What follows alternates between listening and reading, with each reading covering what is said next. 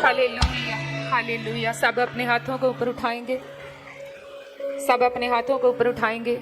परमेश्वर का धन्यवाद करेंगे आज के दिन के लिए, परमेश्वर की तारीफ करेंगे।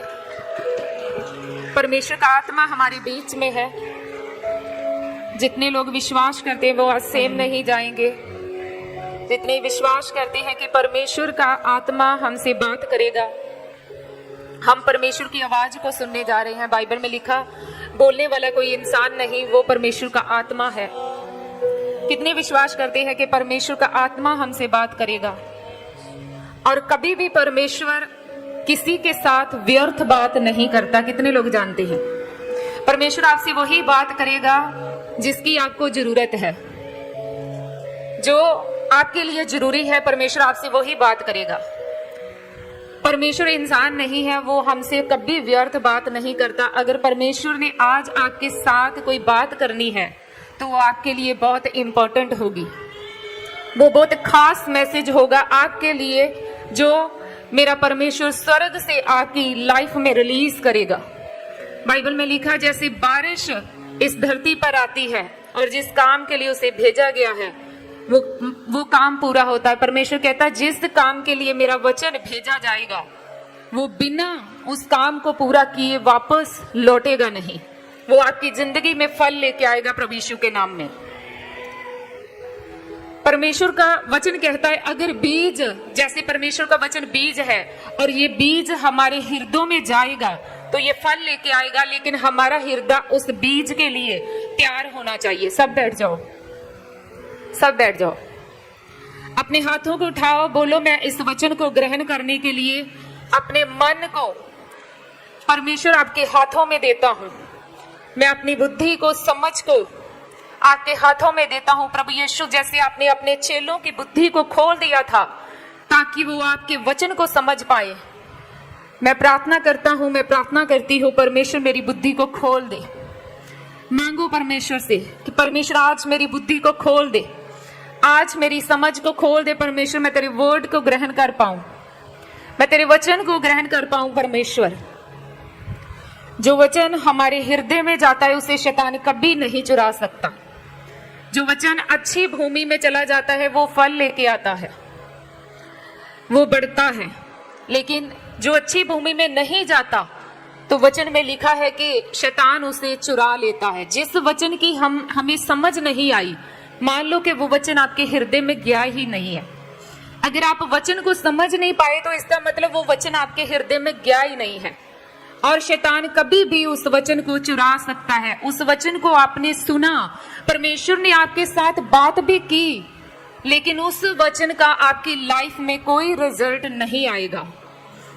परमेश्वर ने तो व्यर्थ बात नहीं की थी, लेकिन हम उसको समझ नहीं पाए, इसीलिए वो हमारी जिंदगियों में फल लेके नहीं आया। इसलिए उठाओ अपने हाथों को, बोलो, परमेश्वर इस वचन को मैं समझ पाऊं, मुझे बुद्धि दे, मुझे समझ दे। परमेश्वर, मैं इस वचन को ग्रहण कर पाऊं। आज का वचन मेरी जिंदगी में 100 गुना फलों को लेके आए। कोई अंधकार की शक्ति इन वचनों को चुरा ना सके।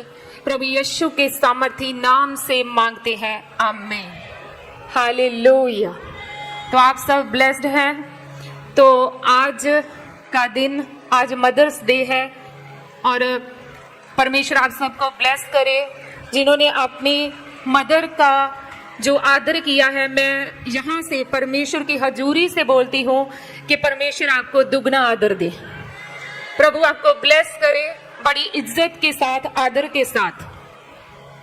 और हम सब अपने हाथों को उठाएंगे और हम अपनी माँ को ब्लेस करेंगे, जिसकी कोख से आपने जन्म लिया है, जिसकी कोख को परमेश्वर ने इस्तेमाल किया आपको इस धरती के ऊपर पैदा करने के लिए। अपने हाथों को उठाओ और बोलो, परमेश्वर मैं प्रार्थना करता हूँ, मेरी माँ को ब्लेस कर, उसे डिवाइन विजडम के साथ ब्लेस कर, उसे लंबी आजू के साथ ब्लेस कर। परमेश्वर उसे विश्वास में बढ़ा। दिल से अपनी माँ के लिए प्रार्थना करेंगे। वैसे तो माँ के बिना हमारा कोई भी दिन नहीं है, ये नहीं कि सिर्फ आज का दिन ही माँ के लिए है। माँ के बिना तो हमारा कोई भी दिन नहीं है। माँ के लिए सिर्फ एक ही दिन नहीं है, माँ के साथ ही हमारे दिन की शुरुआत होती है। अपनी माँ को ब्लेस करेंगे। बोलो परमेश्वर, मैं अपनी मदर को यीशु के नाम में ब्लेस करता हूँ। उसकी लंबी आयु के लिए मैं प्रार्थना करता हूँ परमेश्वर। उसकी बुद्धि के लिए, समझ के लिए मैं प्रार्थना करता हूँ परमेश्वर। मैं अपनी माँ को तेरे हाथों में सौंप देता हूँ प्रभु। तेरी सुरक्षा उसके साथ हमेशा बनी रहे प्रभु यीशु के सामर्थी नाम में, आमीन। हालेलुया। कितने लोग खुश हैं आज? कितने लोग क्यों खुश हैं? क्यों खुश हैं? क्योंकि हम परमेश्वर के घर में हैं। हमने अपना कीमती समय परमेश्वर को दिया है। परमेश्वर ने जो आज हमें दिन दिखाया उसे हमने परमेश्वर को दे दिया है। अगर आप खुश हैं तो परमेश्वर भी आपसे बहुत खुश है। कितने लोग रेडी है वचन को ग्रहण करने के लिए? तो हम वचन को सुनेंगे बड़े ध्यान से। हम पढ़ेंगे वचन, भजन संहिता 37 उसकी 5 को। अपने मार्ग की चिंता यहोवा पर छोड़ और उस पर भरोसा रख, वही पूरा करेगा। फिर पढ़ दो इस वचन को, सब सुनेंगे। अपने मार्ग की चिंता यहोवा पर छोड़ और उस पर भरोसा रख, वही पूरा करेगा। हालेलुया। परमेश्वर कहता है अपने मार्ग की सभी चिंता परमेश्वर को सौंप दे, वही तेरे लिए क्या करेगा? वही तेरे लिए सब कुछ करेगा। मार्ग क्या? अपने जीवन की चिंता। कितने लोग अपने जीवन की चिंता लेते हैं? मेरा क्या होगा, मेरे बच्चों का क्या होगा, मेरी फैमिली का क्या होगा, कल हमारे साथ क्या होगा, फ्यूचर में हमारा समय कैसा होगा। कितने लोग ऐसे सोचते हैं? परमेश्वर कहता है अपने जीवन की जो चिंता है वो, यह परमेश्वर का दास दाऊद कहता अपने जो जीवन की चिंता है उसे यहोवा के ऊपर छोड़ दो और यहोवा ही तुम्हारे जीवन को संभालेगा। कितने लोग विश्वास करते हैं कि हमारा परमेश्वर हमारे बारे में सब कुछ जानता है? इस टाइम भी आप किस मन से बैठे हो, इस टाइम भी परमेश्वर आपके हृदय को देख रहा है कि आप कैसे परमेश्वर के वचन को सुन रहे हो। इस टाइम भी परमेश्वर आपके अंदर को देख रहा है कि आप कैसे बैठे हो, कैसे परमेश्वर का वचन ग्रहण करते हो। इंसान अपने पास्ट को जानता है कि पिछले दिनों में मेरे साथ क्या हुआ था, मैंने कितना संघर्ष किया, मैं कहां से निकला हूं। इंसान अपने पास्ट को जानता है।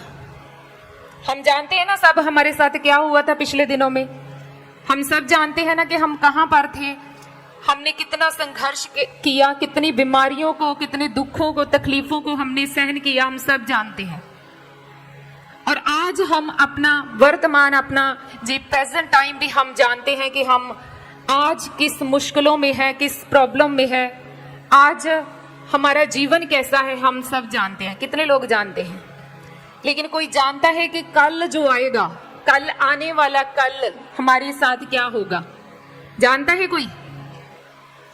कल हमारे साथ क्या होगा हम नहीं जानते, लेकिन परमेश्वर हमारे साथ 10 साल बाद क्या होगा वो भी हमारा परमेश्वर जानता है।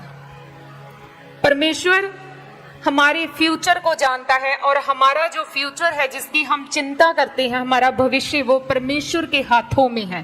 कितने लोग विश्वास करते हैं? तो बोलो आज से मैं अपनी सारी चिंता सचमुच यहोवा के ऊपर छोड़ दूंगा। आज से मैं अपने जीवन की चिंता, क्योंकि परमेश्वर के हाथों में अगर आपका फ्यूचर है तो वो सेफ है। कितने लोग जानते हैं? अगर परमेश्वर के हाथों में आपका फ्यूचर है तो वो क्या है? सेफ है। हम वचन में से भी जानेंगे कि कैसे, मैं ये बात क्यों बोल रही हूं। हम वचन पढ़ेंगे, उत्पत्ति 25 उसकी 22 से पढ़ेंगे।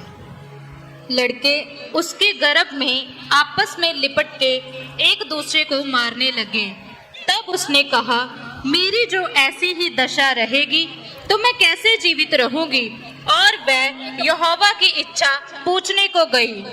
तब यहोवा ने उससे कहा, तेरे गर्भ में 2 जातियां हैं और तेरी कोख से निकलते ही 2 राज्य के लोग अलग अलग होंगे और एक राज्य के लोग दूसरे से अधिक सामर्थी होंगे और बड़ा बेटा छोटे के अधीन होगा। हालेलुया। लिखा रिबिका जो इसहाक की पत्नी थी, जब वो प्रेग्नेंट हुई तो उसे नहीं पता था कि मैं प्रेग्नेंट हूं। कितने लोगों ने वचन सुना? रिबिका जब प्रेग्नेंट हुई तो उसे नहीं पता था कि मैं प्रेग्नेंट हूं, लेकिन उसके पेट में दर्द था, वो बेचैनी में थी। तो बाइबल में लिखा यहोवा के सामने गई, उसने परमेश्वर के आगे प्रार्थना की और परमेश्वर से पूछा कि परमेश्वर ऐसा क्यों है। क्योंकि उन दिनों में कोई स्कैनिंग, कोई हम ऐसे जैसे हमें कोई भी प्रॉब्लम होती है हम जाकर स्कैनिंग करवाते हैं, हम ब्लड टेस्ट करवाते हैं तो हमें पता चलता है हमारी रिपोर्ट में ये वाली प्रॉब्लम आई है। लेकिन उन दिनों में ऐसा कोई सिस्टम नहीं था। जब उसे ऐसा लगा तो उसने यहोवा से प्रार्थना की और बोला परमेश्वर मेरे साथ ऐसा क्यों हो रहा है। तो परमेश्वर ने आगे से क्या कहा कि तेरे पेट में 2 बच्चे हैं। क्या है? तेरे पेट में 2 बच्चे हैं। यहोवा ने कहा तेरे पेट से 2 जातियां उत्पन्न होंगी, 2 राज्य उत्पन्न होंगे।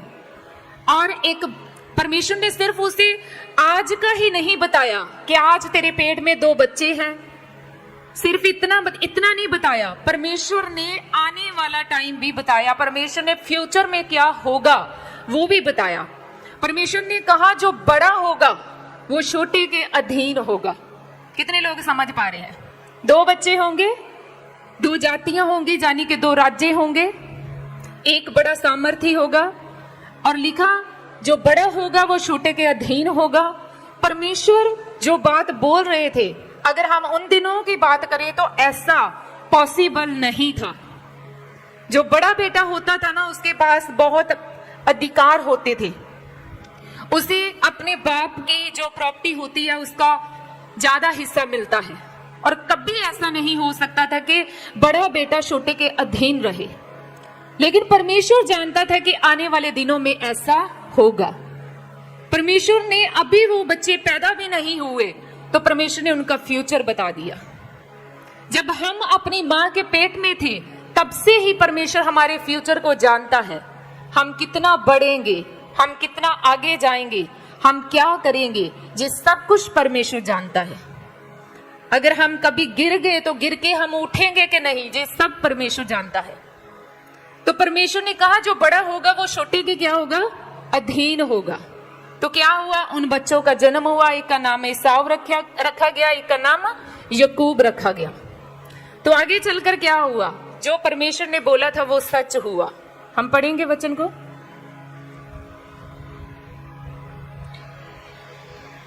आगे पढ़ दो वचन। एक दिन याकूब भोजन के लिए कुछ दाल पका रहा था और एसाव जंगल से थका हुआ आया। तब एसाव ने याकूब से कहा, वह जो लाल वस्तु है उसी लाल वस्तु में से मुझे कुछ खिला, क्योंकि मैं थका हूँ। इस कारण उसका नाम एदोम भी पड़ा। याकूब ने कहा, अपना पहलौठे का अधिकार आज मेरे हाथ बेच दे। एसाव ने कहा, देख मैं तो अभी मरने पर हूँ, इसलिए पहलौठे के अधिकार से मेरा क्या लाभ होगा। याकूब ने कहा, मुझसे अभी शपथ खा।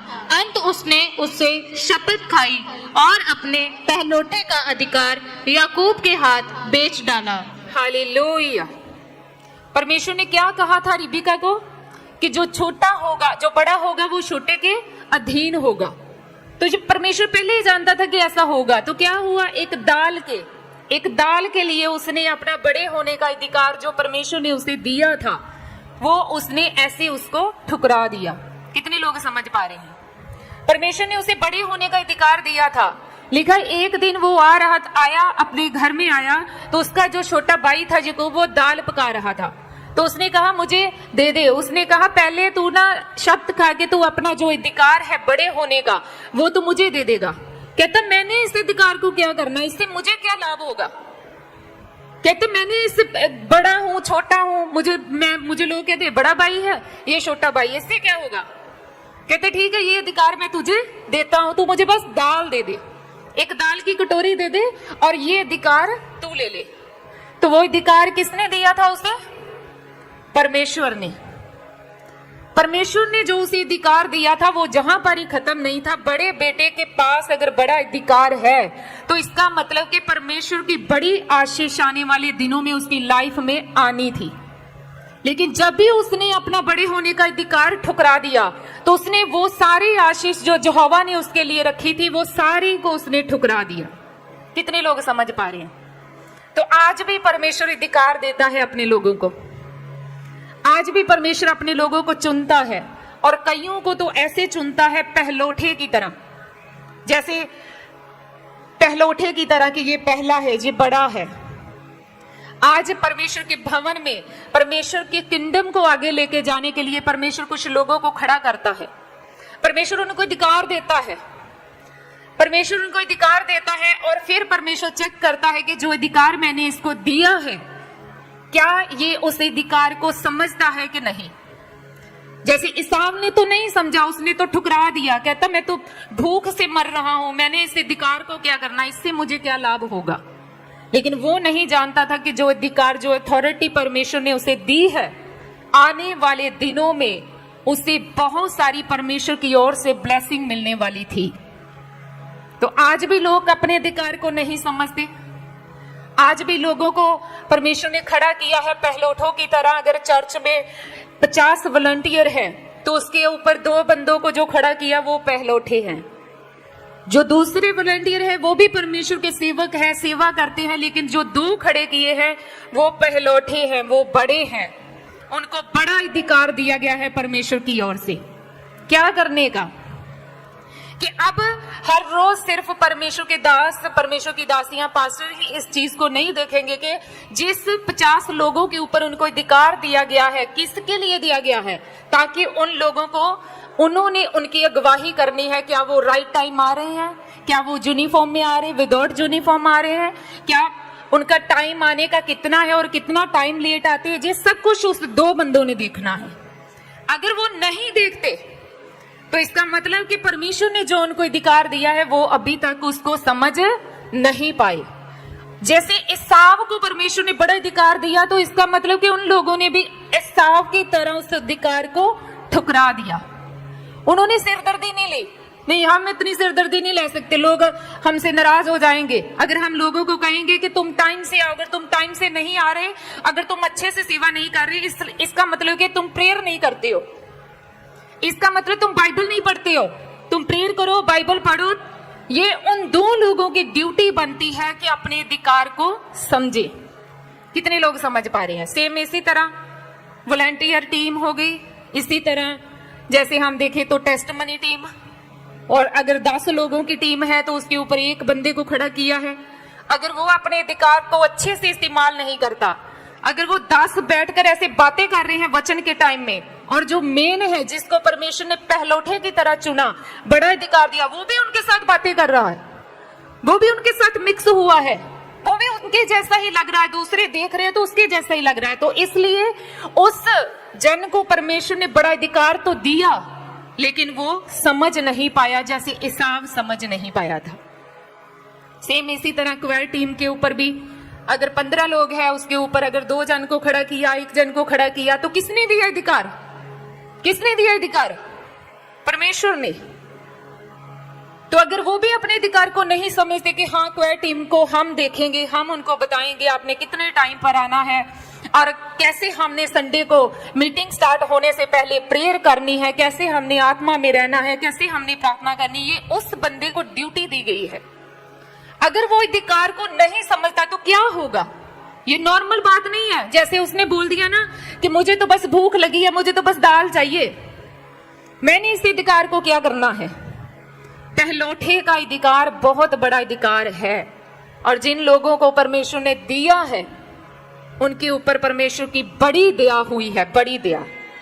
जिन लोगों को परमेश्वर ने ये अधिकार दिया है कि वो चर्च में अपनी ऐसी ड्यूटी को करें, परमेश्वर के किंगडम को आगे लेके जाने के लिए, परमेश्वर के राज्य को आगे लेके जाने के लिए परमेश्वर ने उन लोगों को खड़ा किया। अगर वो अपनी ड्यूटी के प्रति वफादार नहीं है, उस अधिकार को वो नहीं समझते, अगर इसाव की तरह उन्होंने ठुकरा दिया है, तो हम देखेंगे कि उन्होंने क्या ठुकराया है।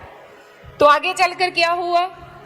जब भी उसने अपना अधिकार याकूब को दे दिया, उस अधिकार को उसने नॉर्मल सा समझा, ऐसे फालतू सा समझा कि कोई बात नहीं है, तू बड़ा मैं छोटा। तो क्या हुआ आगे चलकर? आगे जब इसहाक को लगा कि अब मेरी जो रोशनी है, देखने की जो मेरी दृष्टि है वो कम होने लगी है, उसने कहा क्यों ना मैं अपने बच्चों को आशीषित करूं, उनको ब्लेस करूं, तो उनको आशीर्वाद दूं। तो उसने कहा कि ठीक है, आ जाओ, मेरे लिए एक अच्छा सा पकवान बनाकर लेके आओ और मैं आज तुम्हें ब्लेस करूंगा। वो टाइम आ गया जब बड़े को बड़ी आशीष मिलनी थी और छोटे को छोटी आशीष मिलनी थी, लेकिन बड़े ने उस अधिकार को समझा नहीं, अपना अधिकार छोटे को दे दिया। तो अब आशीष भी किसको मिलनी थी? किसको मिलनी थी? छोटे को मिलनी थी, क्योंकि छोटे ने अपनी मर्जी से उस अधिकार को ठुकराया था। तो क्या हुआ जब इसहाक, हम पढ़ेंगे वचन उत्पत्ति 27 उसके 28 29। परमेश्वर तुझे आकाश से ओस, और जब आशीष का टाइम आया, जब इसहाक ने, एक बात याद रखो, जब आपका पिता, आपकी माता आपको आशीर्वाद देती है तो वो परमेश्वर की ओर से होता है। अगर आपकी माँ, आपका बाप, आपकी आत्मिक मदर फादर, अगर कोई भी आपको आशीर्वाद दे, आपके ऊपर वर्ड रिलीज करे, तो वो परमेश्वर की ओर से होते हैं। वो नॉर्मल वर्ड नहीं होते, वो एक घोषणा होती है, वो एक भविष्यवाणी होती है। कितने लोग समझ पा रहे हैं? तो जब टाइम आया तो इसहाक ने जब आशीष देनी थी, तो रिबिका को याद था कि परमेश्वर ने कहा था कि जो बड़ा है वो छोटे के अधीन रहेगा। तो रिबिका ने हेल्प की याकूब की कि वो आगे जाए, अपने पिता से वो उस आशीष को ग्रहण करे। तो रिबिका ने याकूब को पहले उसके सामने भेज दिया। तो याकूब क्या बोलता है, पढ़ो। परमेश्वर की तुझे आकाश से ओस और भूमि की उत्तम से उत्तम उपज और बहुत सा अनाज और नया दाखमधु दे। राज्य राज्य के लोग तेरे अधीन हो और देश देश के लोग तुझे दंडवत करे। तू अपने भाइयों का स्वामी हो और तेरी माता के पुत्र तुझे दंडवत करें। जो तुझे शाप दे वो आप ही शापित हो और जो तुझे आशीर्वाद दे वो आशीष पाए। हालेलुया। परमेश्वर ने बड़ी आशीष दी, बड़ी आशीष। और ये आशीष किसकी थी? जिसे परमेश्वर ने पहले अधिकार दिया था, जिसे परमेश्वर ने पहले अधिकार दिया था, ये आशीष, ये ब्लेसिंग उसके लिए थी। लेकिन क्या हुआ? दूसरे को मिल गई। क्या कहता है याकूब उसके ऊपर आशीष के वर्ड रिलीज करता है कि तू इतना बड़े, तेरे जो भाई है वो तुझे दंडवत करे, तू अपने भाइयों के ऊपर स्वामी होगा। तो जब उसने उस आशीष को ग्रहण किया, तो उसके बाद जब एसाव आया तो उसे पता चला कि मेरे पिता ने जो मुझे देना था वो तो मेरे भाई को दे दिया। तो उसे बड़ी तकलीफ हुई इस बात की, उसे बड़ा गुस्सा आया। तो उसकी माँ ने कहा कि जो दोनों भाई आपस में लड़ने न लगे, इसलिए उसने कहा तू अपने मामा के घर चला जा। और याकूब अपने मामा लबान के पास चला गया। आप सबने पढ़ा होगा, कितने लोगों ने पढ़ा है? अब मामा के घर गया, बहुत संघर्ष किया, लेकिन बाप के द्वारा जो वर्ड उसके ऊपर रिलीज किए गए थे परमेश्वर की ओर से, वो बदलने नहीं थे, वो नहीं बदले, वो उसकी लाइफ में पूरे हुए। बाइबल में लिखा, लबान ने बहुत बार उससे धोखा किया, बहुत बार उसकी तनख्वाह चेंज की, बहुत बार उसके साथ धोखा करने की कोशिश की, लेकिन जो परमेश्वर की योजना थी, जो परमेश्वर की प्लानिंग थी, वो उसे बदल नहीं पाया। परमेश्वर ने दिन प्रतिदिन याकूब को इतना बढ़ाया, याकूब दिन प्रतिदिन बढ़ता गया, क्योंकि यहोवा उसके साथ था, यहोवा की आशीष उसके साथ थी। जो यहोवा ने एसाव को अधिकार दिया था वो नहीं समझा, लेकिन याकूब बड़े होने का अधिकार समझ पाया था।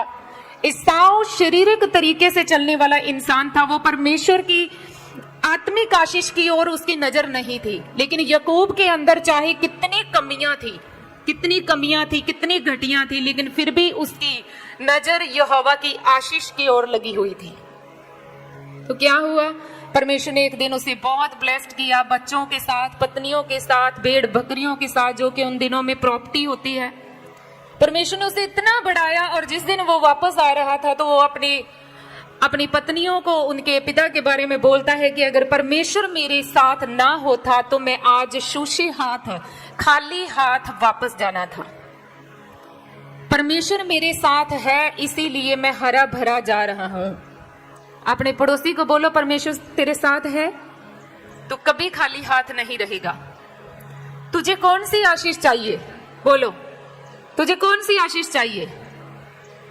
जो तुझे चाहिए परमेश्वर कहता मैं तुझे दूंगा। मैं जानता हूं तुझे क्या चाहिए। परमेश्वर तुम्हारे फ्यूचर को जानता है। परमेश्वर जानता है कि आने वाले 5 सालों में, 10 सालों में, आने वाले कल में, आने वाले 30 सालों में तुम्हें क्या चाहिए। अगर तुम आज से अपनी सारी चिंता यहोवा को सौंप देते हो और अपने फ्यूचर की टेंशन नहीं लेते हो, मेरे बच्चे का क्या होगा, मेरे बच्चे का क्या होगा, अगर ये ऐसा नहीं करेगा तो क्या होगा, उसके लिए चाहे उसने परमेश्वर की ओर से दिया हुआ अधिकार ही ठुकरा दिया हो, उसने सिर्फ एक दाल की कटोरी का लालच किया था। आज छोटी छोटी चीजों का लालच करते हैं लोग और परमेश्वर के द्वारा दिए गए अधिकार को ठुकरा देते हैं, समझते नहीं है। लेकिन जब वो वापस आया तो उसे ऐसा लगा कि जब मैं वापस जाऊंगा तो मेरा भाई मुझसे लड़ेगा। लेकिन क्या हुआ, एसाव ने उसका स्वागत किया, उसे भेंट चढ़ाई, उसे गले से लगाया, उसका आदर सम्मान किया, जैसे परमेश्वर ने कहा था कि तू अपने भाइयों के ऊपर स्वामी होगा। थैंक्स करेंगे परमेश्वर का इस वचन के लिए। बोलो अब अपने पड़ोसी को कि तेरा फ्यूचर परमेश्वर के हाथों में है, तू अपने फ्यूचर की चिंता मत करना। तेरे बच्चों का क्या होगा, आने वाले दिन कैसे होंगे, अगर चिंता करनी है तो किस बात की करनी है ये भी सुनो। अगर आपको अपने बच्चों के फ्यूचर की इतनी ज्यादा चिंता है ना, तो आप चेक करो क्या आपका बच्चा प्रार्थना करता है। आप चेक करो क्या आपका बच्चा डेली बाइबल पढ़ता है। आप चेक करो क्या आपका बच्चा परमेश्वर के साथ एक है। चेक करो परमेश्वर के साथ आपका बच्चा कितना जुड़ा हुआ है। क्या वो फास्टिंग में है, प्रेयर में है, परमेश्वर के घर में आता है संडे को? नहीं आता। फिर चिंता करो, लेके आओ उससे, इस बात की चिंता करो। इस बात की चिंता ना करो फ्यूचर में उसके साथ क्या होगा, ये चीज कैसे होगी, हम कहां से खाएंगे, कहां से पिएंगे, हम हमारे लिए ये चीज कहां से आएगी। परमेश्वर के हाथों में है आपका फ्यूचर। और जो इंसान परमेश्वर के दिए हुए अधिकार को, बुलाहट को समझता है, उस कॉलिंग को, तो परमेश्वर उसके लिए हर एक आशीष उसकी लाइफ में भेजता है। हमारा परमेश्वर यहोवा जरी परमेश्वर, हर चीज बन जाने वाला परमेश्वर है। जब आप अपनी माँ के पेट में थे तब से ही परमेश्वर ने आपके ऊपर चित्त लगाया है। हम पिछली बार जहां पर जो मीटिंग की थी तो परमेश्वर ने मुझे एक वचन दिया कि यिर्मयाह 1:5 में लिखा है कि गर्भ में रचने से पहले ही कितने लोग चुने गए हैं परमेश्वर की ओर से। आपको परमेश्वर ने चुना है। इतना बड़ा संसार है, अभी लोग कोई इधर, लेकिन आप परमेश्वर के घर में बैठे हो। कैसे बैठे हो? परमेश्वर ने आपको चुना है, परमेश्वर ने आपको बुलाया है। लिखा परमेश्वर कहता मां के गर्भ में रचने से पहले, यानी कि गर्भ में आने से पहले मैंने तुझ पर चित्त लगाया है, और तेरे पैदा होने से पहले ही मैंने तेरा अभिषेक किया है। वो परमेश्वर हमारे बारे में जानता है। बोलो मैं आज से चिंता नहीं करूंगा। मुझे क्या चाहिए मेरे परमेश्वर को पता है। मैं सिर्फ उसके साथ वफादार रहूंगा। मैं उसकी बुलाहट को समझूंगा, जो उसने मुझे कॉलिंग, जिसके लिए उसने मुझे बुलाया है, मैं उस बुलाहट को समझूंगा। बस मेरा परमेश्वर मेरे लिए सब कुछ करेगा। Hallelujah, thank you Jesus. तो परमेश्वर आपके साथ है। जैसे कि हम बाइबल में देखते हैं कि जब मूसा का जन्म होना था तो मूसा के जन्म होने से पहले ही राजा के द्वारा ये बोल दिया गया था कि अगर लड़के होंगे तो उनको मार दिया जाएगा। अभी बच्चा पैदा ही नहीं हुआ तो उसके पैदा होने से पहले ही बोल दिया गया था कि उसको मार दिया जाएगा। आज मदर्स डे है, आज माओं का दिन है। आज आप मूसा की माँ के जैसे बन सकती हो परमेश्वर के सामने प्रार्थना करके। मूसा की माँ ने क्या किया, उसे पता था कि राजा के द्वारा इस आज्ञा को निकाला गया है। लिखा उसने फिर भी अपने बच्चे को 3 महीने तक छुपा कर रखा। कितने महीने तक छुपा कर रखा? 3 महीने तक। क्या उसे डर नहीं लगा? उसे डर नहीं आया कि अगर राजा को पता चला तो वो तो मुझे भी मार देगा, मेरे पति को भी मार देगा, बच्चे को तो मारना ही मारना है उसने। लेकिन उसका भरोसा परमेश्वर के ऊपर था। वो एक ऐसी माँ थी, अपने बच्चे के लिए विश्वास करने वाली माँ थी।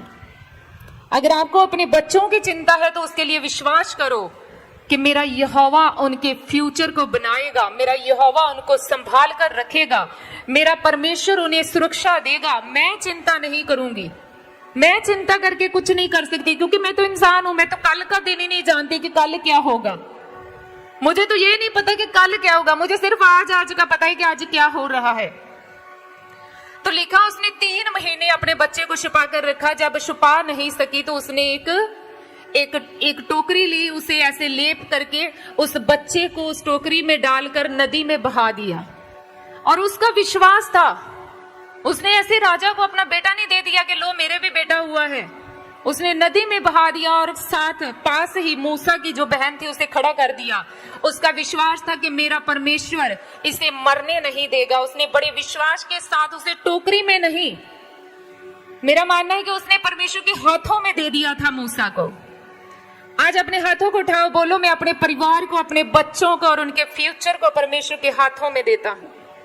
मेरा परमेश्वर जैसा उनका फ्यूचर बना सकता है वो मैं अपनी जोर से, अपनी ताकत से, बोलकर, कुड़कुड़ा कर नहीं बना सकता। जो मेरा परमेश्वर कर सकता है वो ही कर सकता है। बोलो परमेश्वर मैं अपने बच्चों को तेरे हाथों में सौंपता हूं, मैं उनके फ्यूचर को तेरे हाथों में सौंपता हूं, मैं आज से चिंता नहीं करूंगा। तो क्या हुआ, तो जब बच्चे को नदी में बहा दिया गया तो बच्चा ऐसे जा रहा है, मूसा जा रहा है नदी में और रो रहा है। तो उसी दिन क्या हुआ, राजा की बेटी नदी पर नहाने के लिए आई। बाइबल में लिखा है। क्या ऐसा हो सकता है कि राजा की बेटी नदी पर नहाने आए? नहीं हो सकता। लेकिन क्यों हुआ? क्योंकि मूसा की मां का विश्वास था और उसके विश्वास के कारण सब कुछ चेंज हो गया। अगर परमेश्वर ने आपके लिए या आपके बच्चों के लिए कुछ गलत प्लानिंग बनाई होगी तो परमेश्वर कहता मैं उसे बदल दूंगा, मैं उसे चेंज कर दूंगा। तो क्या हुआ, जब उस रानी की दासियों ने देखा कि बच्चा है तो उन्होंने उसको रानी के पास लेके गए और रानी ने कहा ये तो किसी इब्रानी का बच्चा लगता है, इसके लिए कुछ लेके आओ, इसकी देखभाल करने वाली कोई हमें चाहिए। तो मूसा की माँ कहती है मैं लेके आती हूँ। मूसा की माँ बहन क्या कहती है, मैं लेके आती हूँ। कहते जाओ लेके आओ। तो वो अपनी माँ को लेके आती है। तारीफ करो परमेश्वर की। अगर आप वचन को समझ पाए तो वो किसको लेके आती है? वो उसी औरत को लेके आती है जिसने थोड़े टाइम पहले ऐसे अपने बच्चे को नदी में बहा दिया था और कहा था कि इसे मैं यहोवा के हाथों में देती हूँ। अगर आपने आज अपने बच्चों को यहोवा के हाथ में सौंप दिया है तो मेरा परमेश्वर उन्हें संभालेगा, उनकी लाइफ को अच्छा बनाकर आपके सामने खड़ा करेगा। जो आज तक आप नहीं कर पाए परमेश्वर करेगा, उनको सेटल करेगा। आपका परमेश्वर आपके लिए सब कुछ करेगा। अगर आप एक ऐसी माँ है, अगर अपने बच्चों के लिए प्रेयर करने वाली माँ है, परमेश्वर के सामने रोने वाली माँ है, विश्वास करने वाली माँ है, तो परमेश्वर करेगा सब कुछ, आपको कुछ करने की जरूरत नहीं पड़ेगी। तो क्या हुआ, अब मूसा की माँ के हाथ में ही मूसा को सौंप दिया गया है। रानी खुद मूसा को मूसा की माँ के हाथों में सौंपती है और साथ में क्या कहती है, कहते हैं इसकी देखभाल करना, इसे नहलाना, इसकी देखभाल करना, इसके लिए मैं तुझे तनख्वाह दूंगी, मैं तुझे सैलरी दूंगी।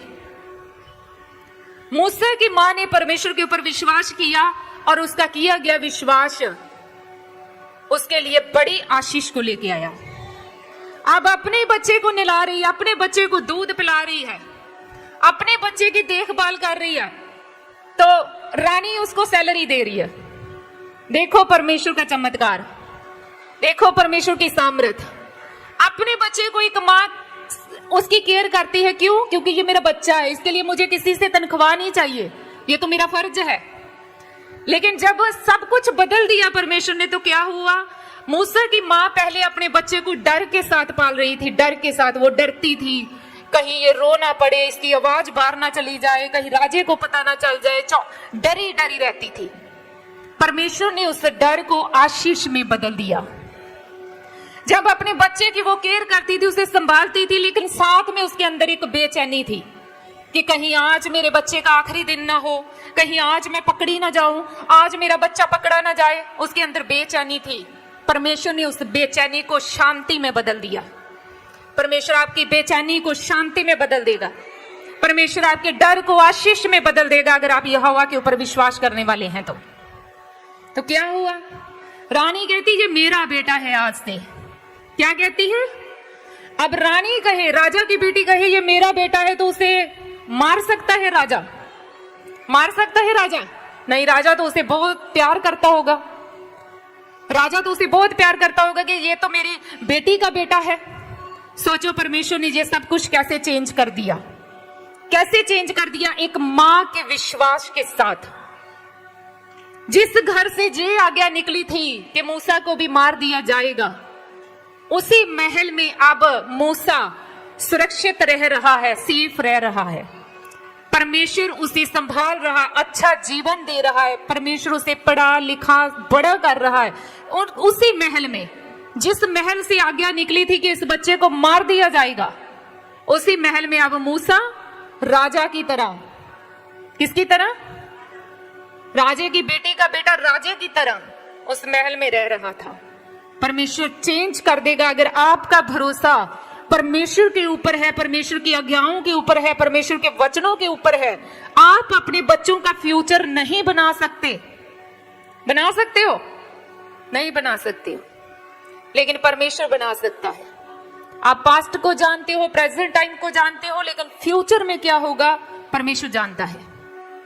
परमेश्वर जानता है 10 साल बाद आपके बच्चे कहां होंगे। अगर आप एक विश्वास करने वाली मां है तो मूसा की तरह, जैसे मूसा को परमेश्वर ने ऊंचा किया ना, तो ऐसे परमेश्वर अपने बच्चों को, आपके बच्चों को ऊंचा करेगा, ब्लेस करेगा। हालेलुया, तारीफ कर दो परमेश्वर की। अपने बच्चे को संभाल रही है उसकी मां। तो राजा के महल से, जहां से आज्ञा निकली थी कि मूसा को मार दिया जाएगा, अब तनख्वाह आ रही है, वहां से सैलरी आ रही है। बच्चे को दूध पिलाने के लिए उसे सैलरी मिल रही है। कितना बड़ा काम हमारा परमेश्वर हमारे लिए कर सकता है। कितनी बड़ी सोच है हमारे परमेश्वर की। सचमुच वचन में लिखा, जहां इंसान की सोच बंद होती, वहां से परमेश्वर की सोच शुरू होती है।